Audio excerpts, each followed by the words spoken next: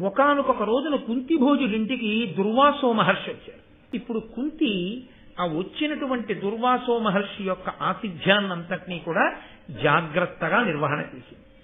ఇప్పుడు ఆమె చేసిన సపర్యల చేత ప్రీతి చెందినటువంటి మహర్షి ఆవిడతో అన్నాడు, నేను ఎంతో సంతోషించానమ్మా, నీకు ఏదైనా ఒక వరం ఇస్తాను, కోరుకోమన్నాడు. ఆవిడ చిన్నపిల్ల ఊరుకుంది.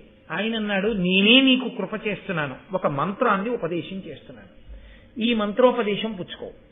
దుర్వాసో మహర్షి అనుగ్రహించి ఇచ్చిన తరువాత ఆ మంత్రాన్ని పుచ్చుకోకుండా ఉండకూడదు.